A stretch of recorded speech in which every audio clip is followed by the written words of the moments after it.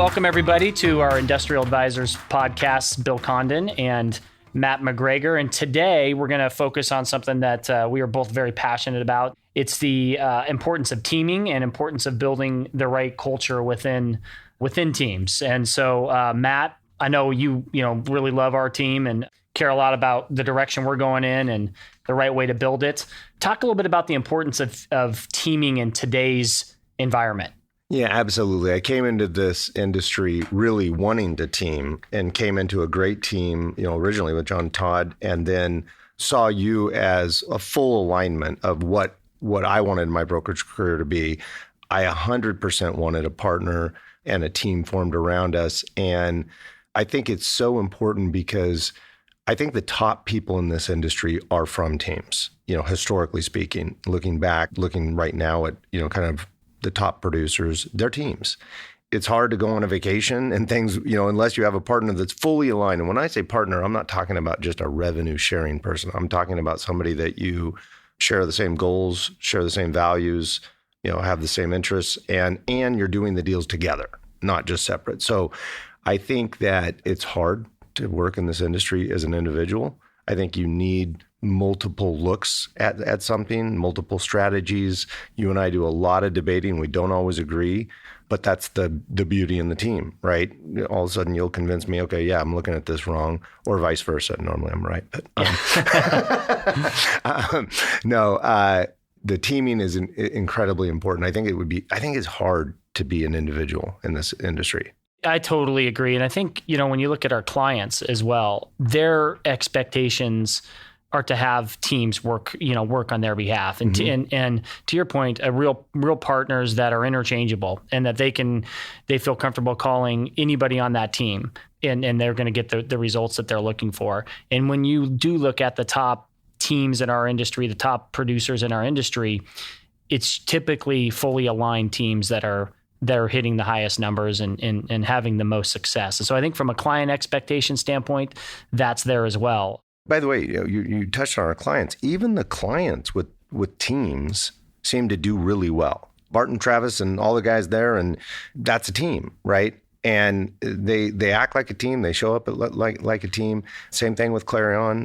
Big teams at Prologis. All our clients reflect that as well. Absolutely. And I think the most efficient teams, everyone has defined roles and knows exactly what they're doing. When you look at our team, you have you and me, you have Bob and Jack and Sydney and Bethany. We are fully aligned. There's a trust level there between all team members, and we have a lot of fun and we get along really well, right? The culture is, in my opinion, second to none, which makes us successful, right? Because we can all trust each other. And so that, makes me think a little bit about, what to look for when you're adding someone to the team, right? So what do you look for when you're looking to add someone to a team? When I'm looking to add somebody to the team, I definitely want somebody that brings a different value to the team. You bring a different value than I bring. Better looks. Yeah. I have better hair now. Yeah, right. I grew it out, COVID hair. Yeah. Every time we bring somebody in, you want something different. For example, we brought in Sydney. Sydney is drastically different than Bethany. Bethany loves processes and she likes the historical norms, right? You throw her something new, she starts sweating, yelling at me, and I throw a lot new. Where Sydney absolutely thrives in that environment, right? You throw her something new, podcasting, for example, she's now an expert in podcasting and we couldn't do it without her. So if I would have thrown that to Bethany, that would not go well, right? Now, if Sydney sets it up, sets the process and does everything, and now it's streamlined, Bethany could do it once it's there, right? Nobody's better at managing than Bethany, right? Yep. Nobody's better at a new and inventive way than Sydney.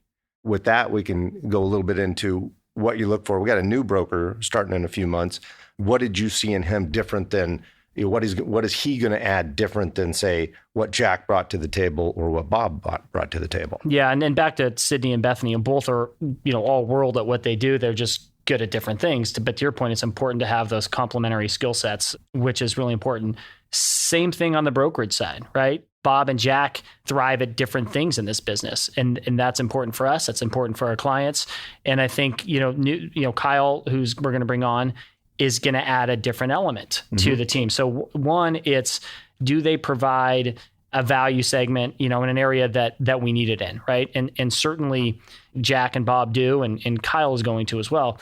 Equally important to that is, how are they driven, right? Or how are they going to show up every day? When we spend a lot of time with people before we add them to the team to make sure that they're wired like we are. Kyle's been around for about a year. Yeah, he came in his freshman year of college, took me out for coffee and said, hey, I'll come intern for free. I'll do whatever. I want to join your team when I'm done, with college. And I was impressed with that. And he came in and he interned, and we paid him, of course. But but we spent a lot of time with him to make sure that he would fit the team culture. Because if you don't fit our team culture, it's not going to work out. Right. And so we really spent a lot of time with people to make sure, one, their work ethic is on par with ours, that they're ethical, that they're going to have fun, that they're, from a cultural standpoint, they're going to fit in, really well. Because if you do it that way and you spend the right amount of time with your teammates, the sky's the limit, but you get in trouble if you don't, right? And you try and rush things or grow at the wrong time. And so it's really important to spend a lot of time before you bring somebody into the mix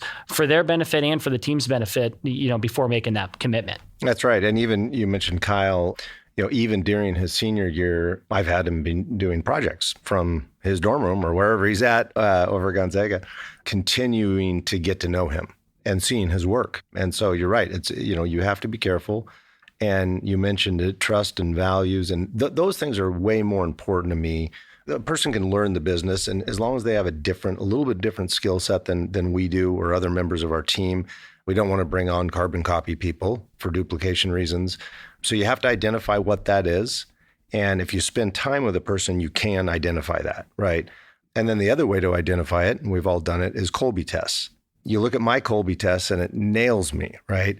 I am a 9 quick start, which to the listener that doesn't know this, you can go to Kolbe.com and take the test. It's pretty easy.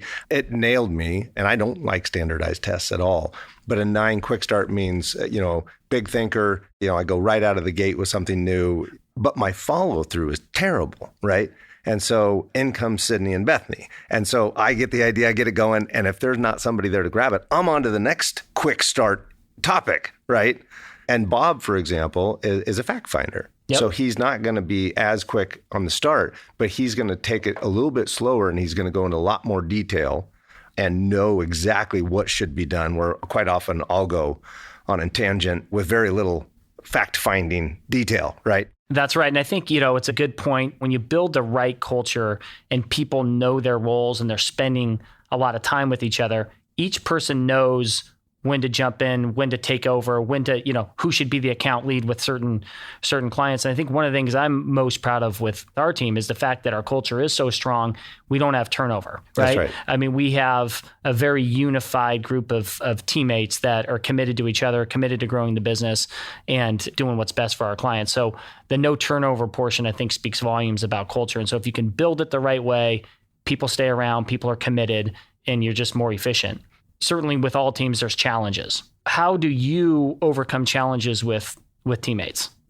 Probably just being extremely transparent. I think that is a key in partnerships. And, you don't want something festering if it's a challenge or if it's a disagreement or something. You just don't want it festering, right? You don't want to live with that because it can build up the wrong feelings, right? No different than in your marriage, right? Mm-hmm. Don't go to sleep, fighting, but work it out and get it on the table, because the more you understand the other person and the more the other person understands you in transparency, the closer you realize you are together, I think. And what about you? How do you overcome challenges? Well, I think you hit it on the head. One, being extremely transparent at all times. Yep. And doing it right away, right? I mean, there's times when you recognize something, and rather than, to your point, letting it continue to go on, deal with it right away. And when you have the right trust, when you have transparency within the team, when people are comfortable talking to each other about anything, that's huge, because not all teams have that. And that's when problems can, small problems can turn into big problems. And so transparency and dealing with things head on, I think, you hit it on the head with that. It's interesting when talking about teams and when, the right time to grow is. Because as strong teams it's important to grow, but you also don't want to rush it, right? That's right. And, I think back to, when we hired Bob, Bob reached out and I met with him, and he was about to take a job with another company, or was down the road with another company. And you and I remember calling you and said, hey, he's the right fit. You know, we weren't necessarily looking to hire somebody at that particular time, but you interviewed him and said, yeah, he's absolutely the right fit. And so That's right. Sometimes it's a timing thing, but sometimes when you recognize someone's going to be able to come in and add significant value, you got to make it happen, like we did with Bob. And I'm really thankful that we did, because he provides a tremendous amount of value. How do you look at growing the team and when the right timing is for that, and so on and so forth? This is a great question. And, I took strategic coach, as you remember, a couple of years ago, actually with REA, another great team, REA and Jeff. Yeah. A very balanced, great team. And REA, I remember having a conversation with him about that. And I agreed with him that there's never a good time and never a bad time. It's personality driven, right? When somebody comes in and it's a no-brainer, right? It's hard to train somebody. It's hard to do that. But when that person, is in front of you and you go, gosh, this is the right culture fit, the right values, the right work ethic, then you figure it out, right? So I don't think we're ever looking to hire somebody. Right. Right. I think Bob's a great example. When he came, I was like, oh no, I was resistant to that. Right. But as soon as I met him, when I told you to interview him. Yeah, absolutely. As soon as you told me, I got together with him and it was great. And I would say Kyle's tenacity was second to none. Who calls on people as a freshman in college? Right. Who's prepping that long? Somebody that you probably want to look at. Yep. Right. Yeah. Most people are figuring out how to, accurately beer bong or something. Right. I was pretty good at that. Yeah, totally. Yeah. I certainly wasn't thinking, my freshman year where I was going to be at the end of it and doing something about it. Yeah. Right. So that he proved himself, in my opinion, proved himself to give him an opportunity. And so I just think it's when that person is in front of you and it fits all of the boxes and brings something to your team that's dynamic. Yeah, I think you hit it on the head. And certainly, we haven't always got it right with bringing people in, but we've learned a lot. And right now, our team is as strong as it's ever been, both from a, production standpoint, but more importantly from a culture standpoint. And that's really important to us. And so I think the biggest takeaways for us when, building the right team or, be transparent, make sure you spend a lot of time with someone before you add them to the team, that they're complementary, and then, the sky's the limit, right? So that's right. We very much enjoy teaming. We think it's going to continue, and the culture part is just huge. That's right. And I will give a plug to Rod Santamassimo, a great friend, actually met Rod. He was the author of probably the most well-known book in our industry, Brokers Who Dominate, kind of our Bible. Chapter 3 is the best chapter in that book, I think. Well, that was the first book, right? And then he came out with Teams That Dominate. Yeah. And he found us and interviewed us amongst 100 teams that he interviewed, and he picked us and he put us in for chapter 3. So Rod Santamassimo's book, Teams That Dominate, chapter 3 is a very good chapter. Very good. That's a great book on teaming. I think he took 8 or 9 teams across the country from different brokerage shops, interviewed them, and gave them each a chapter. Ours is chapter 3. So, that's a great resource. And funny story, I'll close on this. I'd never met him. So Rod found us, interviewed us amongst other teams. And this went on for probably a year. And then he selected us. Rod's in New York, so we never met him. And then we did everything over the phone. And so we had multiple interviews so that he could script the chapter. And then he put us in the book, printed the book, mailed us the book, and it was a bestseller. Never met the guy. A couple of years later, I'm in Toronto, Canada with REA at the strategic coach. And all of a sudden, Rod comes up to me, "Hey, Matt McGregor." And there he was. And so we got to spend the next year together in that program. And then recently, he invited me on his podcast. So a great relationship, but a great coach and somebody that knows a lot about teaming. And that's a great book. Absolutely. Well, thank you all for listening. We certainly value teams. Hope you do as well, and wish you all the best. And we'll be back at it again shortly on Industrial Advisors.